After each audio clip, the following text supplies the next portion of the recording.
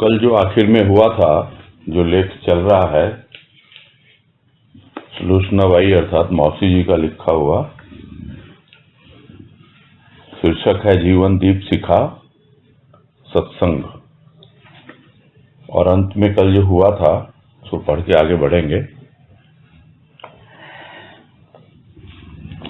और इसमें कहा कि जीवन में अनेक प्रकार के भाव आते हैं और उन्हीं भावों के साथ मानव जीवन जीता है, किंतु यह सच्चा प्यार तो ईश्वर प्रदत्त है, किसी किसी भाग्यशाली को ही मिलता है।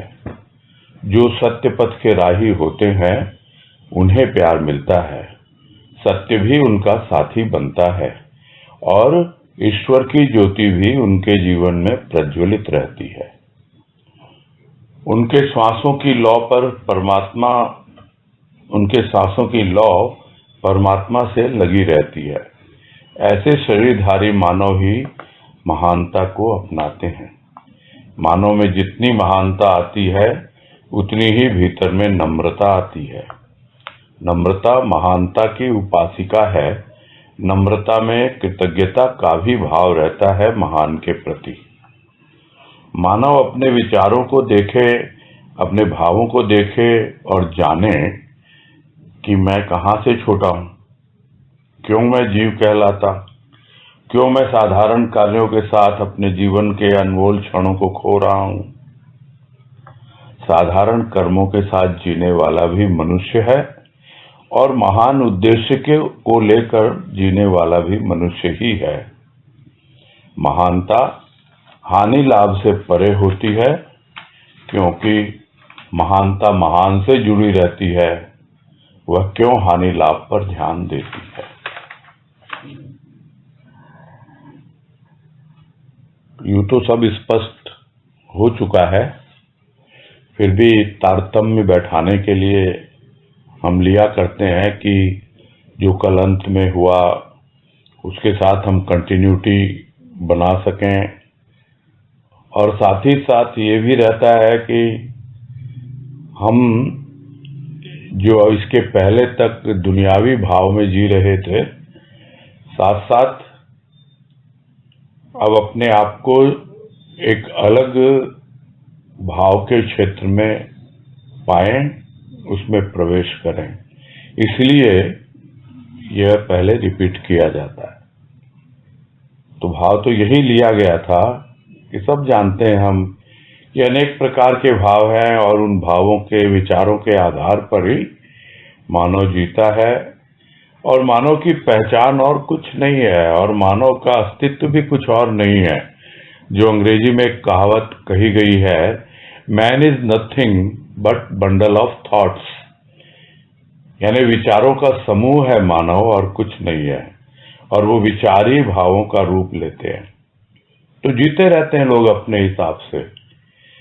किंतु यदि किसी के जीवन में प्रभु के प्रति सच्चा प्यार आ जाए और वो उसको जीने लग जाए, तो उसे अपने आप को बड़ा भाग्यशाली मानना चाहिए। और तब जाकर वो सत्य पथ का राही तो होता है, किंतु उस राही को जब प्रभु का प्यार भी मिलता रहता है, सत्य का साथ भी मिलता रहता है, तब राही हीरा बनता है। जिसको गुरुदेव ने कहा वाणी में कि राही हीरा बन गया। पथ थपथपाता था, तब वो आगे बढ़ता है, उसे थकावट नहीं होती। क्यों? क्योंकि सत्य उसके साथ है, प्रभु का प्यार उसके साथ है। और जिस राह पे वो चल रहा है, अपने आप ही उसके जीवन में ईश्वरीय ज्योति प्रज्वलित होने लगती है, उसे अनुभव कर पाता है। और ऐसे लोगों के श्वासों की लौ भी हमेशा परमात्मा से लगी रहती है, यानी श्वास श्वास पर उसका सुमिरन है, श्वास श्वास में उस भाव की अनुभूति है। तो इस तरह जो मानव हैं, जिन्होंने मनुष्य का शरीर धारण किया है, वे ही महानता को समझ पाते हैं और महानता को अपनाते हैं, तभी उनका जीवन महानता की ओर आगे बढ़ता है। और जितना आगे बढ़ता है और जितनी महानता आती जाती है मानव के जीवन में, उसकी पहचान यही है कि वह और विनम्र होता जाता है और अपने प्रभु के प्रति कृतज्ञ होता चला जाता है। अब देखना है हमको अपने आप को, और बार बार ये बात सुनते हैं आप मेरे मुख से सभी कि भाई अपना मूल्यांकन हम खुद करना सीखें। और यहाँ पर यही कह रहे हैं मौसी जी कि मानव अपने विचारों को देखे, अपने भावों को देखे और समझे और जाने कि आखिर मैं क्यों, कहाँ से छोटा हूँ, क्यों मैं जीव कहला रहा हूँ, क्यों मैं साधारण कार्यों में ही अपने जीवन की इन अनमोल घड़ियों को व्यर्थ ही बर्बाद कर रहा हूं। खुद देखे समझे तब पता लगेगा। तो जो साधारण कार्यों को करता हुआ अपना जीवन जी रहा है वो भी एक मनुष्य है, और जो एक महान उद्देश्य के लिए अपना जीवन जी रहा है वो भी मनुष्य है। ऊपर से दिखने में दोनों ही एक हैं, किंतु अंतर कहाँ है? अंतर अंतःकरण का है। यानी एक का अंतःकरण जिसमें प्रभु का प्यार है, जो सत्य के पथ पे आगे बढ़ रहा है, सत्य हमेशा उसके साथ है, उसका प्रेम और भाव हमेशा बना रहता है। और दूसरा वो साधारण जीवन जीता हुआ अपना जीवन की अवधि को पूरा करता है। तो जो महान उद्देश्य के लिए जीता है वास्तव में वही मनुष्य आगे बढ़ता है और मानव जीवन को सफल बनाता है।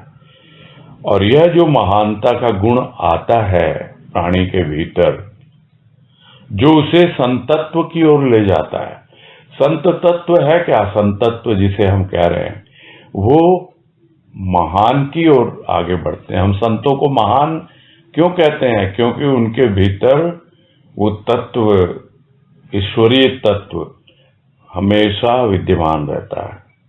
और यह महानता कभी भी उन्हें हानि लाभ या इस तरह की बातों में कभी, यानी उनकी बुद्धि में इतना विवेक जाग चुका होता है, उनकी प्रज्ञा स्थित हो जाती है, जिसे हम कहते हैं स्थित प्रज्ञ होते हैं संत महापुरुष। और जरा भी उनकी बुद्धि में व्यवसायिका बुद्धि जिसे गुरुदेव कहते हैं, व्यवसाय की बात ही नहीं आती है। लाभ हानि किसमें होता है? व्यवसाय कि मैं प्रभु को प्यार कर रहा हूं, मैं सत्संग कर रहा हूं, मुझे क्या लाभ हुआ, क्या हानि मिली, क्या मैंने खोया, क्या मैंने पाया, यह सब चीजें कल बात हुई थी। और बहन ने प्रश्न भी किया था किसी ने। तो इन सब बातों का सार क्या है? यदि आप महानता की ओर आगे बढ़ रहे हो तो आपका ध्यान हानि लाभ पर जाएगा ही नहीं, खोने पाने पर जाएगा ही नहीं। आपका काम है उस महानता की ओर आगे बढ़ते चले जाना। यह हुआ था कल, और आज कह रहे हैं महान के जीवन के क्षण सदा ईश्वर को अर्पित होते रहते हैं। ईश्वरीय देन सदा उनके साथ रहती है। प्रथम अवस्था में उन्हें दीप शिखा अर्थात ईश्वरीय ज्योति की आवश्यकता होती है, और जीवन में महानता आ जाने के बाद उनके भाव अन्य मानवों के जीवन में दीप शिखा अर्थात सद्गुरु बनकर प्रकाश देते रहते हैं। यही तो ईश्वर के साकार भाव हैं, जो प्रथम साकार बनकर पुकारते हैं जीवों को, फिर अपने समीप बुलाकर कृपा प्रसाद देते हैं। साधारण जीवों को वे महान इस दृष्टि से नहीं देखते कि ये साधारण हैं, ये जीव हैं, नहीं, वे उनमें भी समानता ही देखते हैं। वे महान उनके क्षुद्र संस्कार देख घृणा नहीं करते? यदि भेद रहता तो कैसे रत्नाकर वाल्मीकि बनता, कैसे कामी तुलसीदास बनता? तो यहां पहचान है महान की। और किस प्रकार एक साधारण सा दिखने वाला, क्या कहूं, बोलने में भी झिझक हो रही है, साधारण सा दिखने वाला एक स्कूल मास्टर क्या संत बन सकता है? बन सकता है। उन्होंने अपने जीवन से हम सबको दिखला दिया, समझा दिया कि एक बार तुम अगर इस पथ को अपना लेते हो, महानता को धारण करने के लिए आगे बढ़ जाते हो, तो अपने आप तुम्हें समझ में आएगा कि महान के जीवन क्षण सदा ईश्वर को अर्पित होते रहते हैं। कुछ करना नहीं पड़ता, उन्होंने अपना जीवन अर्पण कर दिया उसको। और जीवन जो हमेशा हम बात करते हैं है क्या? हम जीवन को गिनते हैं वर्षों में, इतने वर्ष जिया, तो क्या वर्ष हो गए पूरे? फिर महीनों में आ जाते हैं, दिनों में आ जाते हैं, और फिर क्षणों में आ जाते हैं। तो उनका तो प्रत्येक क्षण ईश्वर को अर्पित होता रहता है, जो महानता को अपनाते हैं। और इसीलिए जो कुछ भी ईश्वरीय देन होती है वो हमेशा उनके साथ रहती है, उनको मांगना नहीं पड़ता। हम जैसे साधारण प्राणी हमेशा मांगते रहते हैं ईश्वर से, हमको ये दे दो, हमको वो दे दो। मांग के रखेंगे कहाँ वो? उनके पास तो है ही नहीं अपना कुछ, सब कुछ तो दे दिया आपने प्रभु को। इसलिए जो भी ईश्वरीय देन होती है हमेशा उनके साथ रहती है, उनको मांगना नहीं पड़ता। हाँ, जब प्रारंभिक अवस्था होती है उनकी, जैसी सभी की होती है, तो उन्हें भी कोई ऐसा एक ज्योति स्वरूप चाहिए जिसके भीतर वो ईश्वरीय ज्योति प्रज्वलित हो। जैसे गुरुदेव को आवश्यकता पड़ी बाबा की, तो प्रथम अवस्था में तो उन्हें चाहिए दीप शिखा की, किंतु बाद में जैसे जैसे महानता आने लगती है या आ जाती है, उसके बाद तो उनके भाव कुछ ऐसे होते हैं कि दूसरे मानवों के जीवन में भी वो प्रकाश फैलाते हैं। ये कहलाता है ज्योति से ज्योति जलाना। सद्गुरु बनकर, संत बनकर वो दूसरों के जीवन में भी प्रकाश देते रहते हैं, और वही वास्तव में भगवान का साकार रूप है। ईश्वर को किसी ने नहीं देखा है, भगवान को किसी ने नहीं देखा है, और जो देख लेता है वो भी कहता नहीं कि मैंने देख लिया। और इसी से एक घटना याद आ रही है जो सुना करते थे गुरुदेव के संदर्भ में। किसी ने प्रश्न किया, आपने भगवान को देखा है? तो उन्होंने क्या उत्तर दिया? मैंने उसको देखा है जिसने भगवान को देखा है। एक अकिंचन भाव बना रहता है, भीतर में महानता है, भीतर में सब कुछ है। दीप से दीप जल गया, ज्योति से ज्योति जल गई, उसी ज्योति का प्रकाश सबको प्रकाशित कर रहा है। और वही साक्षात भगवान बन जाते हैं। और जो उनको पहचान लेते हैं वही कह पाते हैं सद्गुरु भगवान की जय, जो हम लोग हमेशा सत्संग के बाद में कहा करते हैं कि सद्गुरु कोई और नहीं, वो साकार रूप में भगवान हमारे जीवन में आया है। तो प्रथम साकार बनकर वो जीवों को पुकारते हैं, उनका आह्वान करते हैं, उनको अपने समीप बुलाते हैं और समीप बुलाकर उन पर अपनी कृपा बरसाते हैं। अब आ गए सब हम समीप उनके, बिल्कुल उनकी कृपा को अनुभव करें। उनकी कृपा तो बरस रही है। और यह भी सुना था राजमा से कि उसकी कृपा तो हमेशा बरस रही है, किंतु हम ही हैं जो हमने अपने विचारों की छतरी तान रखी है। हम उसमें भीगना ही नहीं चाहते, क्योंकि हमें लगता है कि हमें जुकाम हो जाएगा, हमारी तबीयत खराब हो जाएगी। हमें लगता है कि फिर हम दुनिया के लायक ही नहीं रहेंगे, इसलिए हम घबराते हैं। तो समीप बुलाकर अपनी कृपा की वृष्टि करते रहते हैं वो। और वो कोई भी साधारण जीव है, वो देखते नहीं। पहले भी बात आई कि वो कोई भेदभाव रहता ही नहीं उनके जीवन में। इस दृष्टि से नहीं देखते कि अरे ये क्या है, तो साधारण जीव है, गृहस्थ में फंसा हुआ है। नहीं, बल्कि उससे बाहर निकालने के लिए प्रयास करते हैं। वो ये नहीं देखते कि ये क्या छोटी मोटी बातों में उलझे रहते हैं, क्या हर समय पर निंदा पर चर्चा, उसी में लगे रहते हैं, निंदा स्तुति में। कुछ नहीं, वो बिल्कुल उसकी आलोचना तक नहीं करते, बस समान रूप से अपनी कृपा बरसाते रहते हैं।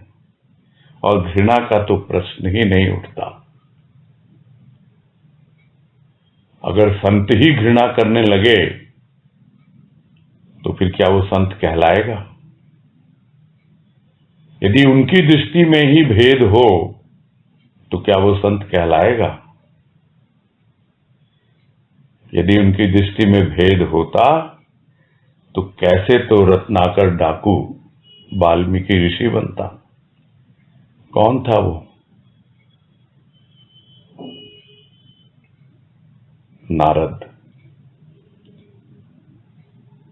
परिवर्तन हो गया जीवन। उसी प्रकार कैसे एक जो पत्नी के प्रेम को ही प्रेम समझता था और सांप को ही रस्सी मान करके रात में बरामदे से चढ़ गया ऊपर, और पत्नी ने उसे जगाया। भीतर की जागृति कि जितना प्रेम तुम मुझसे करते हो, यदि वही प्रेम तुम राम से करो, देखो तुम्हारा जीवन बदलता है कि नहीं। और वो स्वयं कितना प्रेम करती थी वो जाने अलग, किंतु किसी न किसी के माध्यम से वो ईश्वरीय तत्व अपना कार्य कर लेता है, यदि हमारे भीतर जागृति की भावना हो। तो बहुत बार तो संत साकार रूप में आ जाते हैं हमारे जीवन में, किंतु ज्यादातर वो किसी को निमित्त बनाकर किसी के माध्यम से ही अपना काम करवाते हैं। तो यदि भेद रहता तो कैसे रत्नाकर वाल्मीकि बनता और कैसे कामी तुलसीदास बनता। आगे है, महान में क्षमता रहती है कुकर्म को सत्कर्म में बदलने की। वे साधारण प्राणी को इस दृष्टि से देखते हैं कि इनके अंदर भी परमात्मा है, इनके अंदर भी वही शक्ति है जो मेरे भीतर है, और इसी समानता के भाव से प्यार करते हैं। महान सद्गुणों भरे विचार और भक्ति प्रेम के भाव देते हैं साधारण को भी। उन्हें अपने पास बैठाते हैं और वाणी का दान करते हुए कहते हैं कि देख, तेरे भीतर आत्म प्रकाश उदित है। तेरे साधारण विचारों ने उस प्रकाश को आच्छादित कर रखा है, इसीलिए तू अपने प्रकाश से प्रकाशित नहीं हो पा रहा है। तेरे जीवन में किसी भी भाव की कमी नहीं है। ईश्वर ने तुझे सब कुछ देकर भेजा है। मानव, तू ईश्वर का पुत्र है, तो अपने कर्तव्य को जान, अपने उद्देश्य को जान। जब तू ईश्वर को जानेगा तो तेरा जन्म मरण का चक्र भी खत्म हो जाएगा, तेरा उद्देश्य भी पूर्ण हो जाएगा। जब तू उद्देश्य को पूर्ण कर लेगा तो ईश्वर तेरी पीठ थपथपाएगा, तुझे आशीर्वाद देगा, तुझे अपनी शक्ति दे देगा, तुझे अपना रूप देगा, तुझे अपना भाव भी देगा। इतने भाव दे देगा कि तुझे भावों से भर देगा। वो महान है ना, उदार है ना, दयालु है ना। उसकी देन का कोई नापतोल नहीं है।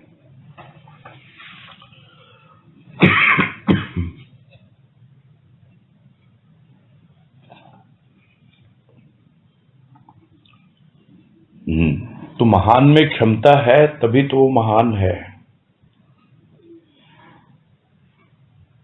वो क्षमता क्या है कि किसी के भीतर कर्म के प्रति कोई गलत भावना भी है, कोई गलत कार्यों में लगा भी हुआ है, वो अपने आप ही उनका संग पाकर बदल जाता है, यानी कुकर्म सत्कर्म में बदल जाते हैं। इतनी क्षमता होती है उस महान में। और साधारण प्राणी को इसी दृष्टि से देखते हैं और बतलाते भी हैं उसको कि भाई, तुम्हारे अंदर भी वही परमात्मा है, वही शक्ति है जो मेरे भीतर है। और इसी समानता के भाव से उनको प्यार भी करते हैं कि तू और मैं कोई अलग नहीं है। और जिसको गुरुदेव हमेशा कहा करते थे कि लोग, कोई मुझे मास्टर जी कहता है, कोई मुझे गुरु जी कहता है, कोई पिताजी कहता है, कोई भाई जी कहता है, इन सब नामों से उन्हें पुकारते थे लोग। किंतु मुझे पता है मैं कौन हूं। मैं तो आध्यात्मिक पथ पर तुम्हारा साथी हूं। तुम बढ़ो आध्यात्मिक पथ पर, मैं हमेशा तुम्हारे साथ हूं। और यह कहीं लिखी हुई बात नहीं है, बिल्कुल स्पष्ट है, सुनी हुई भी है, और आप लोगों ने भी अन्य लोगों से सुनी होगी। हमारे भीतर यदि आगे बढ़ने की चाह है तो हम उसे कुछ और समझें या न समझें, यह समझें हमेशा वो हमारे साथ है। और जब हमें उससे प्यार होगा, सच्चा प्यार होगा, तो छोटे बड़े का भाव तो ऐसे ही हट जाता है। प्यार में कोई छोटा बड़ा नहीं होता है, सब बराबर होते हैं। और इसी भाव से वो देखते हैं, समानता के भाव से, और उसी भाव से वो सबको प्यार भी करते हैं।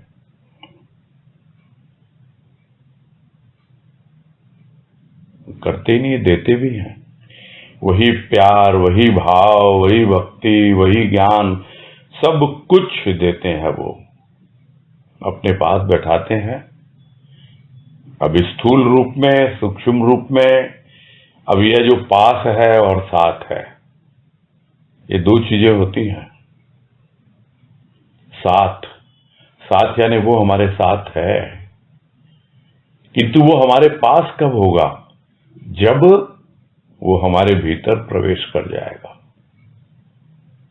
जिसको बाबा कहते हैं कि हमने उसे समझ लिया, हमने उसे जान लिया, पहचान लिया, और वो समझ जो है वो मेरे जीव की वस्तु है।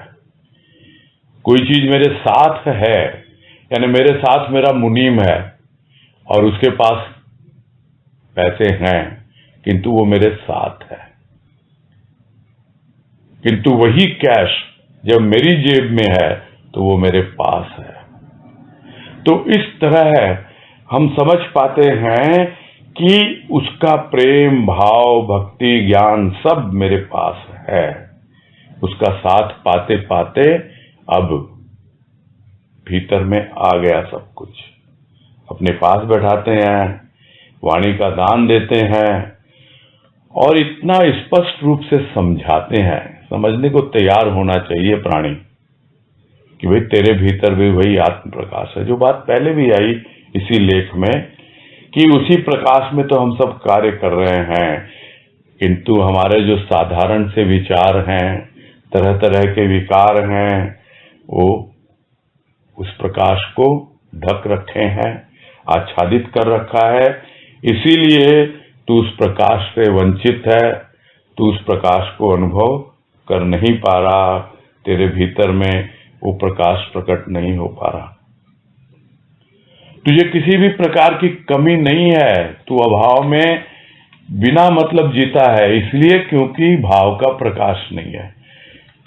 अंधकार अपने आप में है क्या? कुछ नहीं है। अंधकार का कोई अस्तित्व होता ही नहीं है। जब प्रकाश उपस्थित नहीं है, प्रकाश की अनुपस्थिति ही अंधकार। भाव का अभाव ही अभाव है। यानी जब तक भाव है तो अभाव रहेगा नहीं, और जैसे ही भाव हटा, अभाव आया। तो ये बहुत स्वाभाविक है। यही समझाते हैं गुरुदेव कि भाई तेरे जीवन में किसी भी भाव की कमी नहीं है। ईश्वर ने तुझे सब कुछ देकर भेजा है। क्यों? क्योंकि तू उसका ही पुत्र है, तू उसकी सर्वश्रेष्ठ कृति है। उसने सब कुछ अपना रूप तुम में डाल दिया है। बस तुझे क्या करना है? तेरे भीतर कर्तव्य बोध हो कि तुझे क्या करना है। दूसरी बात, तुम्हारा उद्देश्य क्या है इस मानव जीवन में? तो अपने उद्देश्य को जान, अपने कर्तव्य को जान। कर्तव्य माने उस उद्देश्य की प्राप्ति के लिए तेरे लिए क्या करने योग्य है, उस दिशा में आगे बढ़ तू। और जिस दिन तू जान लेगा अपने आप को, जिस दिन तू जान लेगा उस ईश्वर को, तो अपने आप ही जो भी आवागमन का चक्र है तेरा, कभी जन्म लेता है तो मृत्यु को प्राप्त होता है शरीर, वो भी खत्म हो जाएगा। और स्वाभाविक है, तो अपने लक्ष्य तक पहुंचा, तेरे उद्देश्य की पूर्ति हुई, तभी यह अवस्था बनी है। और उस अवस्था में तेरा प्रभु इतना प्रसन्न होगा कि देखो ये मेरी संतान, आज इसने मेरा नाम रोशन किया है। और यही है संतों का जीवन। ईश्वर उनकी पीठ थपथपाता है कि देखो यह एक ऐसा मानव हुआ जिसने अपना जीवन सफल किया। तो तू भी बन सकता है संत, बाहर से बने या ना बने, भीतर से तो बन ही सकता है। और अनुभव करेगा कि वो ईश्वर तेरी पीठ थपथपा रहा है, यानी गर्व कर रहा है तुझ पर कि देखो ये मेरी संतान है, इसने मानव जीवन को सफल बनाया है।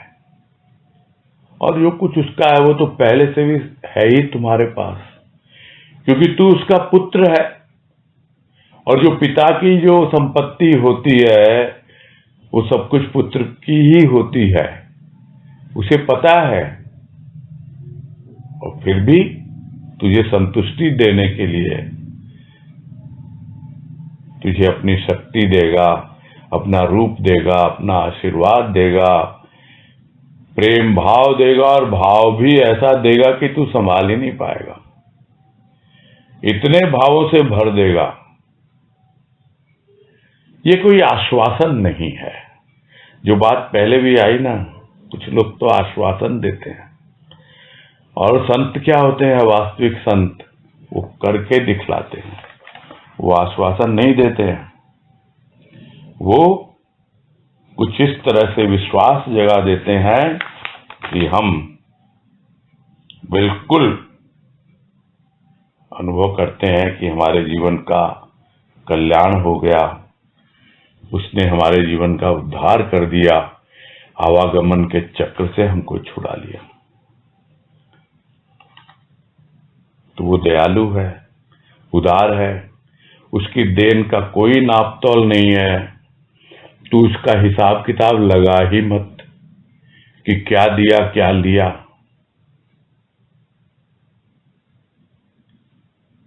क्या इससे क्या हासिल होगा? कुछ नहीं, जो लेना था ले लिया, देना था दे दिया। अब तो क्या है, भजन की पंक्ति याद आ गई,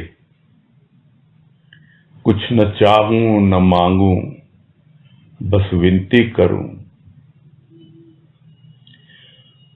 कुछ न चाहूं न मांगूं बस विनती करूं, क्या लिया क्या दिया मैं न गिनती करूं।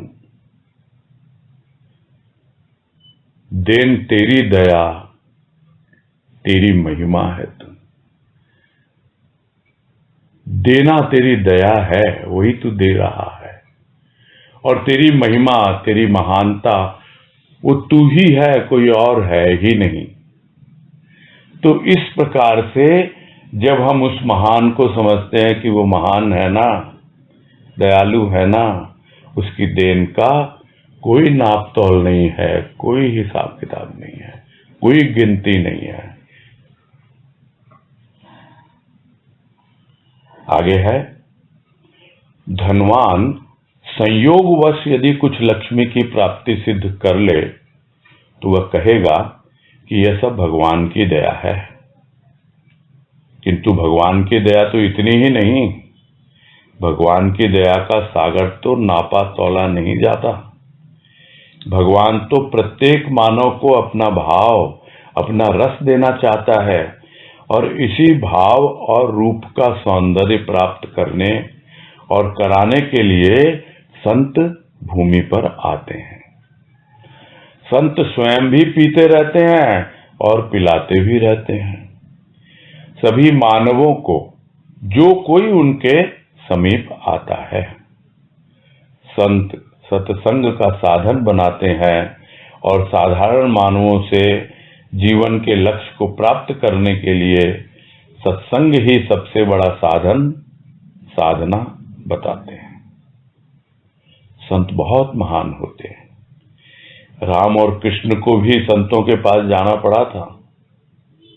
राम के भी गुरु थे, कृष्ण के भी गुरु थे। तो यही है, यदि कोई भक्त है, जो बातें होती रहती है कि जो अर्थार्थी है, 4 प्रकार के भक्तों की बात होती है जो गीता का संदर्भ आता है, आर्त, अर्थार्थी, जिज्ञासु, ज्ञानी। तो जो अर्थार्थी हैं, यानी अर्थ के लिए, रुपये पैसे के लिए भगवान की भक्ति करते हैं, और संयोगवश प्रभु कृपा से जब उन्हें धन की प्राप्ति हो जाती है, तो यही तो कहेंगे ना, बहुत कृपा है उसकी, भगवान की दया है। किंतु क्या भगवान की दया यही है कि तू हमेशा अर्थार्थी बना रहा है? क्या तेरे भीतर कभी जिज्ञासा नहीं जागेगी कि वो कौन है, मैं कौन हूं?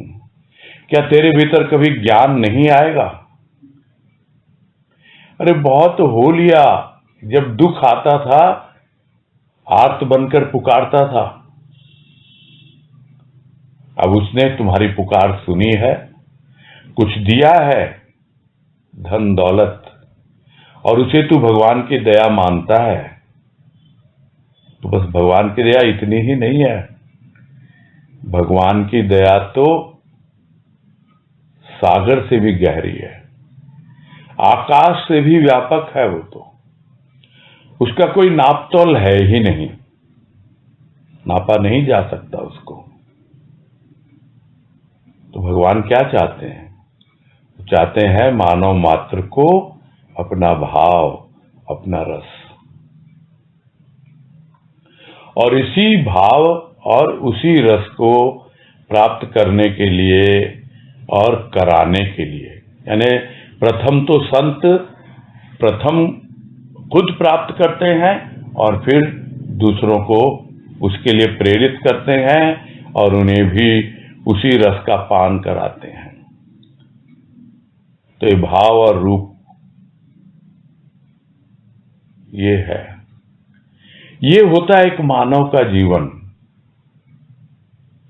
और जब उन प्रेम पगी, भाव पगी आंखों में देखता है प्राणी, संत की आंखों में, तब उसे जीवन का तात्पर्य समझ में आता है। नहीं तो धन दौलत बस वहीं तक भगवान की कृपा मानता है वो। और बोलते बोलते गाने की लाइन याद आ गई मुझे तो,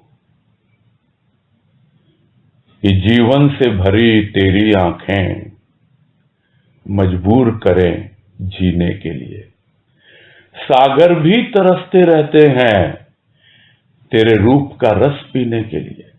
तेरा ऐसा रूप है, तेरा ऐसा सौंदर्य है, उसको पीने के लिए, उसको पाने के लिए सागर भी तरसते रहते हैं।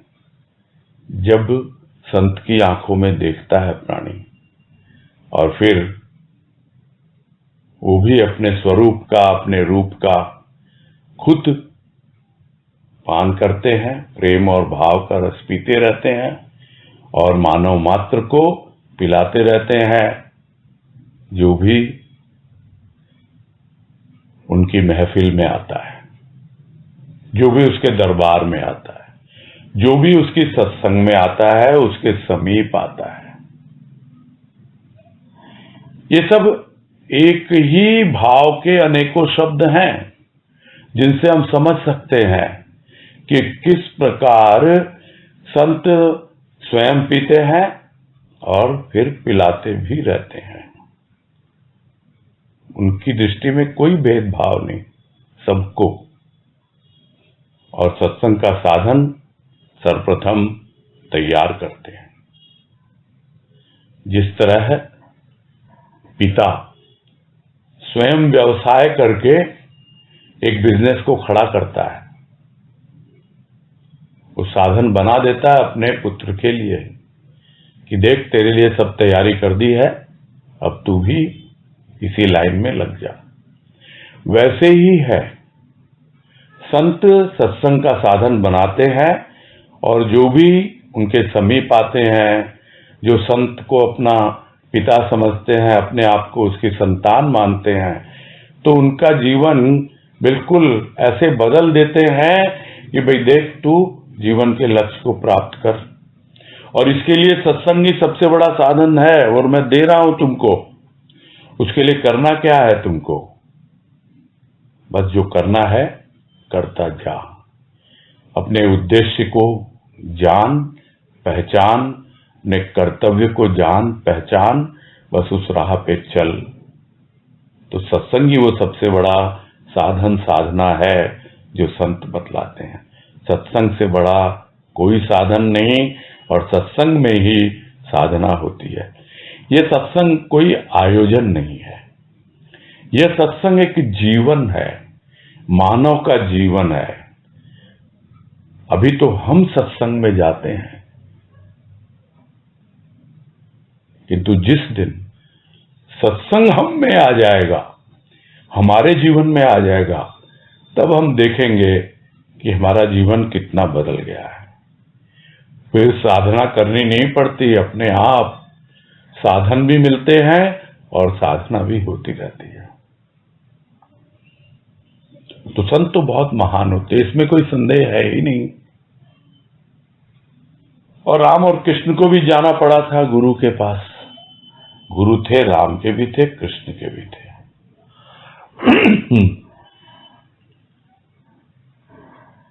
पता है हम सबको, और उसका नाम लेने की जरूरत नहीं है कि राम के गुरु कौन थे, कृष्ण के गुरु कौन थे।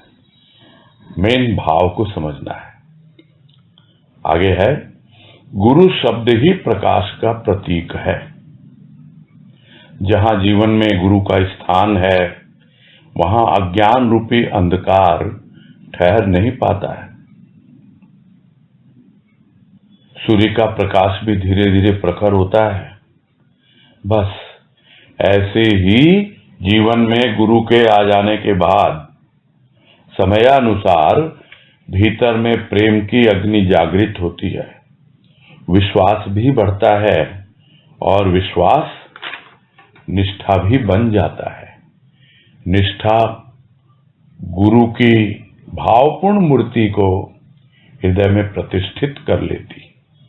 वही प्रकाश महान प्रकाश बनकर जीवन को चमका देता है।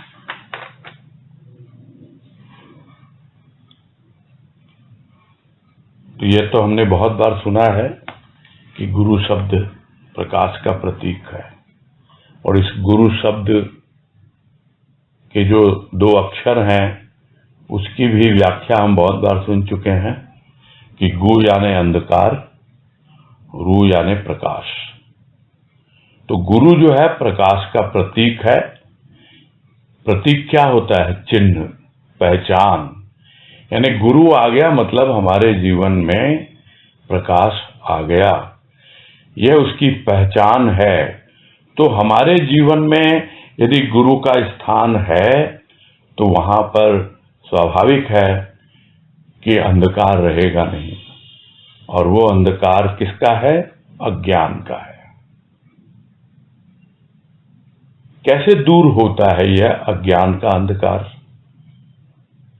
यानी क्या यात्रा है गु से रू की, अंधकार से प्रकाश की? वो अपने आप गुरु हमको समझाता है, अनुभव देता है कि देख अभी अंधकार है, अज्ञान का अंधकार है। तेरे जीवन में प्रभु का प्रेम आया है, उसका भाव आया है। भक्ति में लग और अपने आप धीरे धीरे तेरे भीतर ज्ञान भी आने लगेगा। और जब ज्ञान का सूर्योदय होता है तब लाली छाती है भीतर में, अपने आप। जैसे आकाश उषा के समय दम सुबह भोर होती है जब लाल लाल हो जाता है, वैसे ही अभी दिख नहीं रहा है किंतु वो लाल की लाली बतला देती है कि प्रभु मेरे जीवन में आ गए, उनका ज्ञान मेरे जीवन में आ गया। अब धीरे धीरे जैसे सूर्य उदय होगा, ज्ञान आना प्रारंभ होगा। तो लाल की लाली छाना, भाव की वो अवस्था बनना, और वो भाव निर्झरणी हमको समझाती है कि भाव है कहां। भाव निर्झरणी में 7 सर्ग, उसके मध्य में है भाव। हम सब जानते हैं, पहला सर्ग चेतावनी, दूसरा भक्ति की चेतावनी, तीसरा भक्ति, चौथा भाव, उसके बाद 5वां चेतना, फिर ज्ञान की चेतावनी और 7वां ज्ञान। तो हमको नहीं पता कि सप्त भूमिका क्या होती है, किंतु ये 7 जो सर्ग हैं वो हमको बतला देते हैं। इसलिए भाव है कहां? मध्य में है। और हम प्रभु के प्रेम और भाव को जीते जीते अपनी भक्ति में जी रहे हैं, और हमारे लिए भाव ही प्रधान है। और जैसे ही आगे बढ़ेंगे वो चेतना जागेगी, और चेतना है क्या? वो लालिमा, वो ज्ञान की लालिमा हमें दिखलाई देने लगती है। और धीरे धीरे ज्ञान का सूर्य जैसे उदय होता है और वो प्रखर होता चला जाता है। तो ऐसे ही जब हमारे अंतःकरण में गुरु के प्रेम और भाव का प्रकाश फैलने लगता है तो हम समझ पाते हैं कि भाव का प्रकाश है और भीतर में प्रेम की अग्नि हमेशा प्रज्वलित है। वो भाव ज्ञान में परिवर्तित हो रहा है और उसको बरकरार रखने के लिए हमेशा हमारे भीतर प्रेम का जो रूप है बना रहना होता है। यानी जिसको कहते हैं गुरुदेव कि तुम्हारा जीवन क्या है, एक यज्ञ है, एक हवन है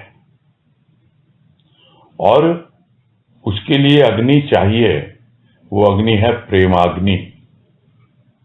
उसमें तुम सुंदर सुंदर भावों की समिधा डालो तो अपने आप ही तुम्हारा जीवन सुगंधमय हो जाएगा।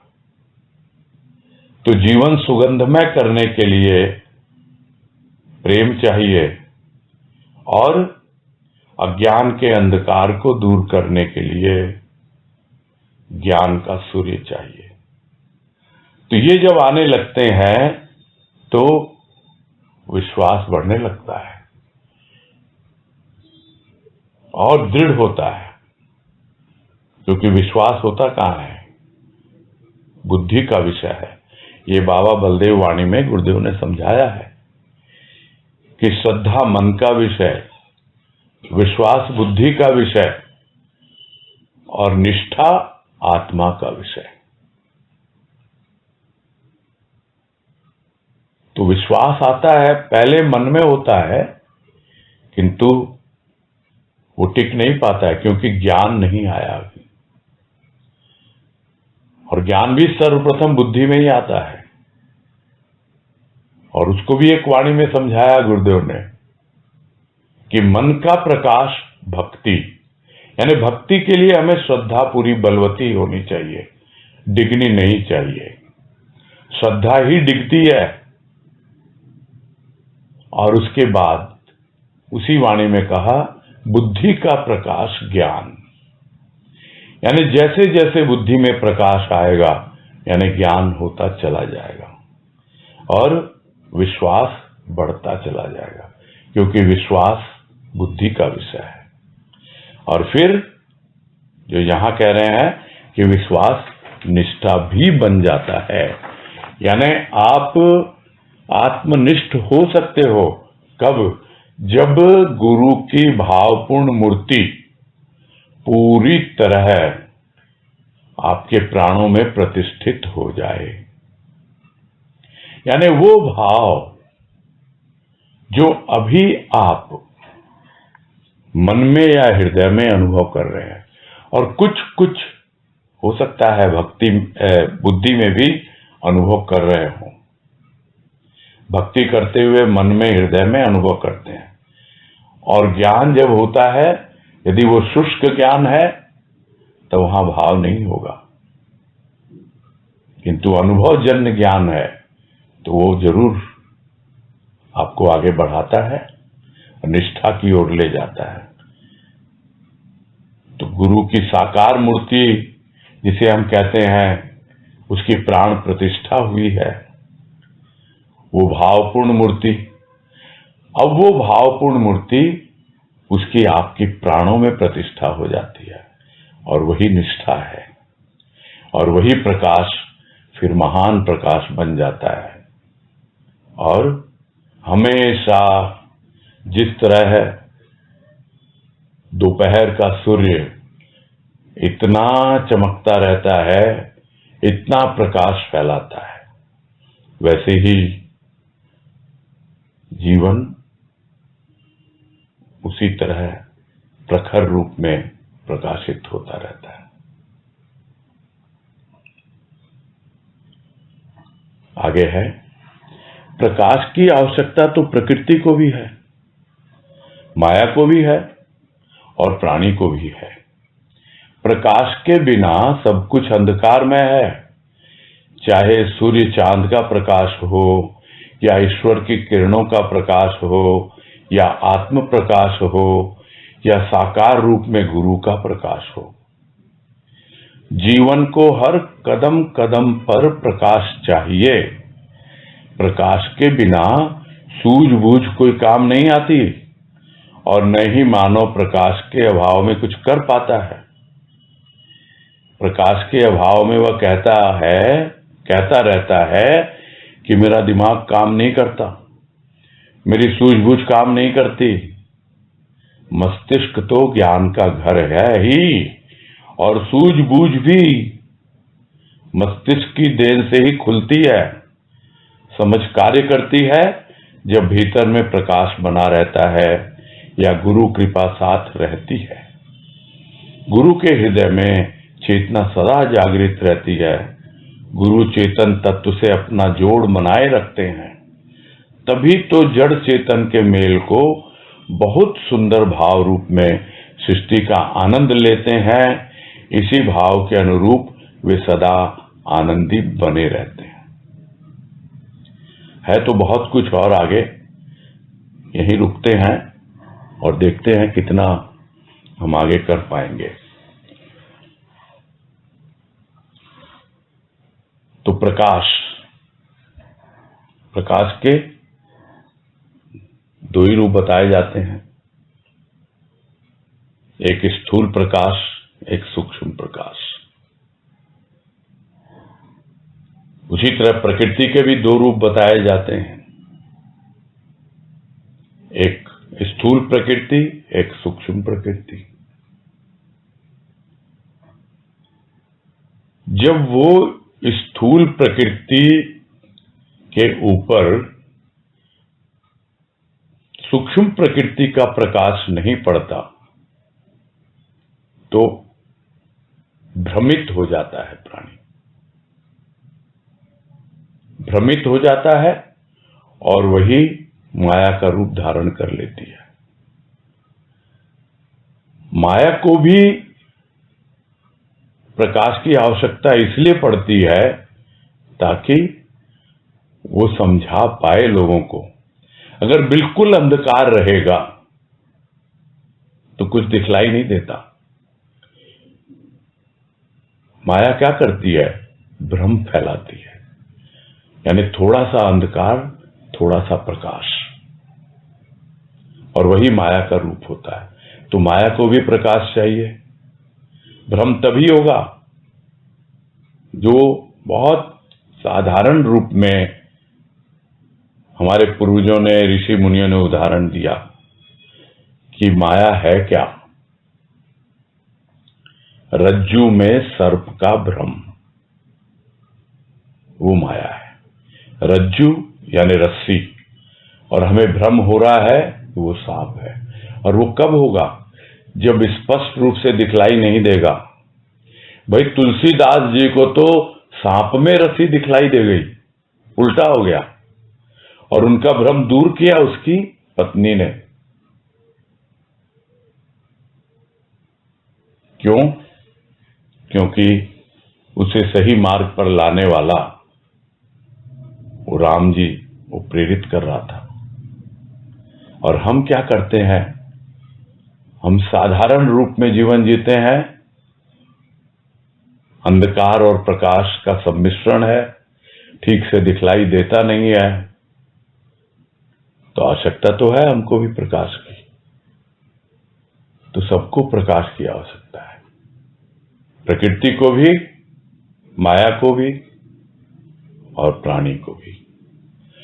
इसीलिए है क्योंकि बिना प्रकाश के सब कुछ अंधकार। तो स्थूल का प्रकाश तो सूर्य और चंद्र का प्रकाश है। सूक्ष्म का प्रकाश ईश्वरीय प्रकाश है। और जब हम सूक्ष्म और स्थूल को अपने भीतर अनुभव कर लेते हैं और स्थूल और सूक्ष्म प्रकृति के परे चले जाते हैं, यानी आत्मा तक पहुंच जाते हैं, तब हमें आत्म प्रकाश या स्वयं के प्रकाश से परिचय मिलता है। और उसी तरह साकार रूप में हम उस गुरु को माने तो साकार रूप में गुरु का प्रकाश है, और जब उसको निराकार रूप में मानते हैं तो वो गुरु है कौन? वो गुरु तो तुम्हारी रूह है, तुम्हारी आत्मा है, वही तो तुम्हारा आत्मदेव है, वही तो प्रकाश है भीतर। तो सूक्ष्म में वो आत्म प्रकाश बन जाता है। तो इस प्रकार प्रकाश की आवश्यकता तो कदम कदम पर है।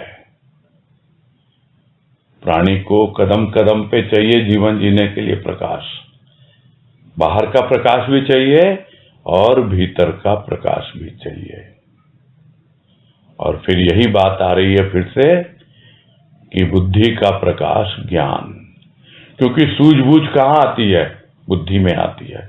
तो उस प्रकाश के बिना, उस ज्ञान के बिना कुछ नहीं आता। सूझबूझ है क्या? इसको भी शुद्ध आध्यात्मिक भाषा में कहा जाता है विवेक।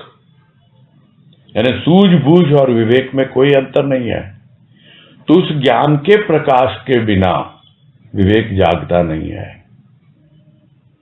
तो कोई काम आती नहीं है सूझबूझ, भले ही हो कि है बहुत दिया है, सबके भीतर है विवेक, किंतु कहाँ काम में ले रहे हैं उसको स्थूल में काम में ले रहे हैं।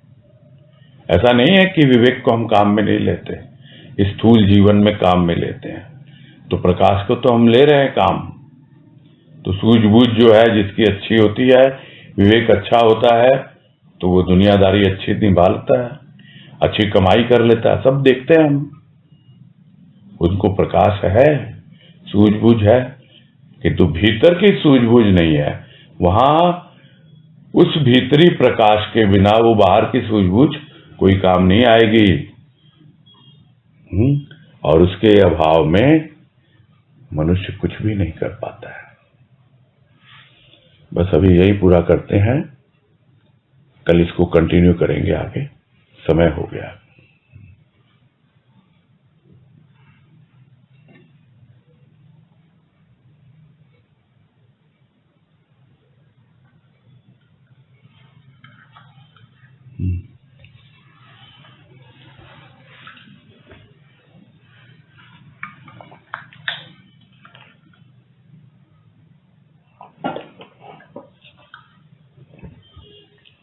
ठीक है, फिर हाँ, कोई हैंड रेज भी नहीं है, पूरा करते हैं। हरिओम है जी। हाँ, हरिओम। हरिओम सभी को। हाँ, सबको हरिओम। हरिओम, सबको हरिओम। हरिओम, हरिओम, सबको हरिओम। हरिओम, हरिओम, हरिओम, सबको हरिओम। हरिओम। हरिओम।